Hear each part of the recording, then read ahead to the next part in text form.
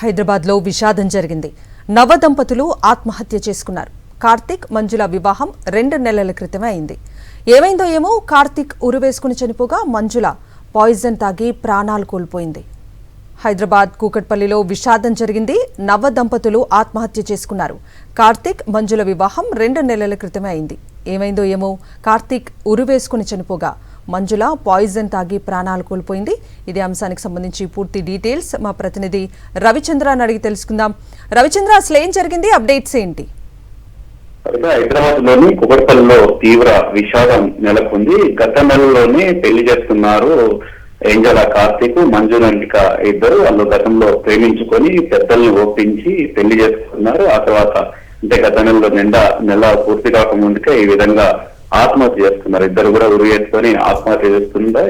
ఇద్దరు ఉరివేసుకున్న తర్వాత సంఘటన తెలవడంతో వెంటనే పోలీసులు రంగప్రవేశం చేసి వాళ్ళ ఇద్దరిని వెంటనే హుటాహుటిన ఆసుపత్రికి తరలించారు. అయితే వైద్యులు ఇప్పటికే మృతి చెందినట్లు తేల్చలేదని చెప్పడంతో దగ్గరలో ఉన్న స్థానిక ఆసుపత్రుల్లోనే డెడ్ బాడీలు ఉన్నాయి. ఆ తర్వాత పోస్ట్ మార్టం కోసం గాంధీ మార్చురికి తరలించేందుకు ఏర్పాట్లు చేస్తున్నారు పోలీసులు.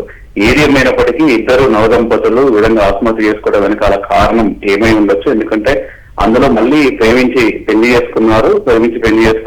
రెండు వైపుల నుంచి, ఇటువైపు నుంచి అటువైపు నుంచి పెద్దలను ఒప్పించి పెళ్లి చేసుకున్నారు. ఆ తర్వాత ఈ విధంగా సడన్ గా చనిపోవడంతో అసలు ఏం జరిగిందన్న కోణంలో కూడా పోలీసులు దర్యాప్తు చేస్తున్నారు. దీనికి సంబంధించి సమాచారం కూడా రెండు వైపుల నుంచి ఇటు మంజుల వైపు కావచ్చు, కార్తీక్ వైపు వాళ్ళ బంధువులు కూడా సమాచారం ఇచ్చారు.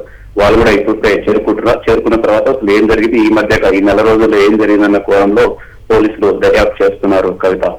Right Ravichandra, thank you.